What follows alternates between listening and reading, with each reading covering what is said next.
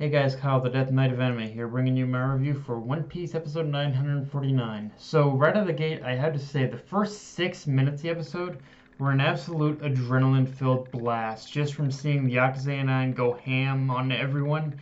And that in itself is even, like, just pretty much seeing the Yakuza 9's,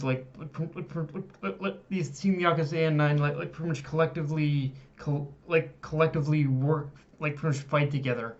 That in itself is even more of an indication as to what why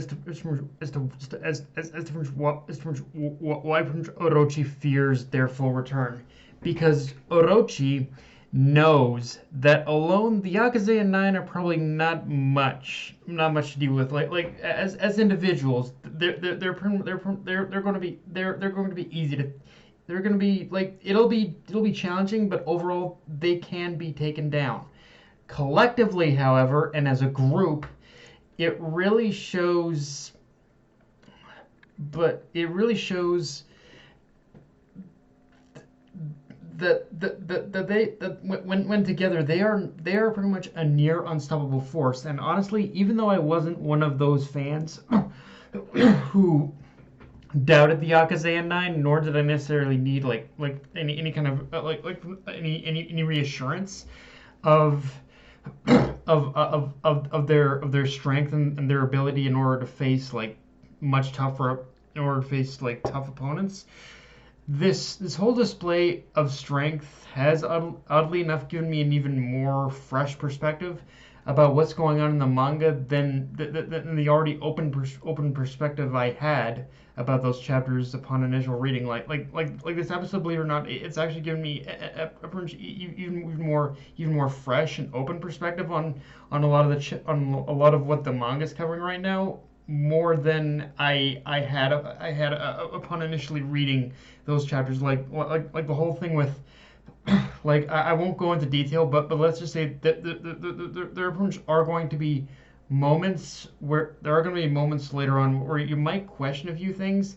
But honestly, this as anime onlys, you might question a few things. But honestly, this is one of those episodes that gives me a lot of reassurance about just what it gives me even more kind of that even more reassurance on pretty much my basically on my original thoughts about those chapters. So yeah, it's good in that respect as well. With that said, let's talk about Luffy, because this episode really kind of showed a side to Luffy's anger we have not generally seen in a long time. I mean, I think maybe the last time that we see Luffy having gotten this angry and this emotional was probably in Marineford, and maybe even before that. But this episode on its own, this was Luffy's rage at its most visceral, and just from his expression, it was, and his expression made it clear that the Beast Pirates, with their actions again of trying to infecting everyone indiscriminately, that basically pushed Luffy to his absolute emotional limit, because the same feelings of helplessness and despair he saw on the faces of the prisoners are the exact same feelings he's experienced before. However, are the exact same feelings he's experienced before, whether it was the first time he had lost his crew, or when he had pretty much, or when Ace died, and when Luffy. However, the fact that Luffy still touched the prisoners, allowing himself to get infected, that was his own way of saying he not only refuses to run, but he won't let the people of Wano live with the exact same pain he had to endure, no matter how many times he has to fight Kaido or how much pain he has to endure himself to do it. And it's a nice subtle bit of character writing on Luffy's part that he refuses to let himself be consumed by basically the perverse despair of a single crushing defeat ever again, and he wants to bring Wano out of that same darkness that once consumed him. Like everything he's seen in Wano is the exact same kind of thing he's experienced before, and he just wants to bring Wano out of that fear, that despair, that darkness. He just wants to save this. This is the first, like, I'm not gonna say that any other time that Luffy has like has saved a country, he hasn't been emotionally attached to wanting to do it. But this is the first time where Luffy, he wants to genuinely save.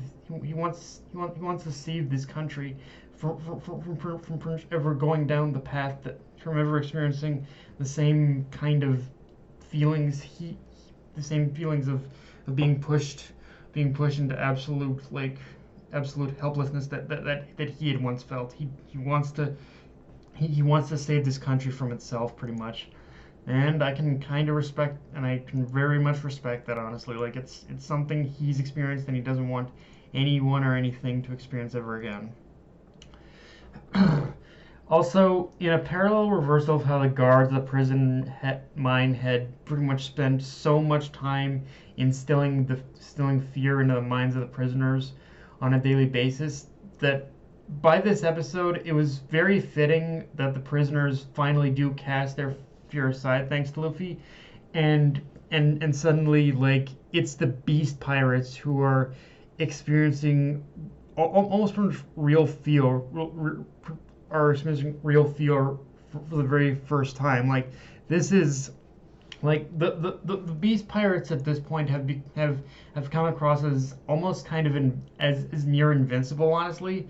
But this is the first time where or they've ever experienced a feeling of weakness or powerlessness. Like, this time around, the ones they've imposed their own strength on are now revolting, and they're feeling feeling the true fear of what it's like in order to face down the power of the samurai. Like, the samurai aren't nothing. This shows just what we've been told at this point, that the samurai of Wano aren't nothing to fuck with if they ever manage to, in order to gain their absolute resolve over something.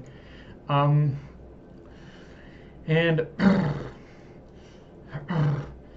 of course now with the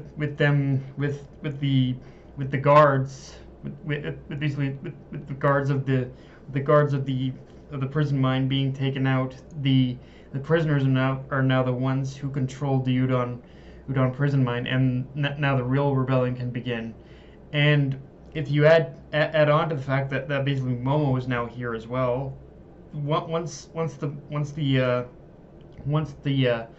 samurai learn that Momo is alive, that's going to add onto even more onto everything that Luffy did to light a fire back into the samurai's heart. Like, all Luffy did was light a spark, but once the samurai learned that Momo's alive and well, that's going to light a freaking inferno in their hearts now. Like, they are going to gain the full strength and resolve back after that. Of course, as we see in this episode, Kid, he seems to be grappling with whether or not to accept Luffy's aid, but and you can see that just for him, like, constantly just staring at the key ring.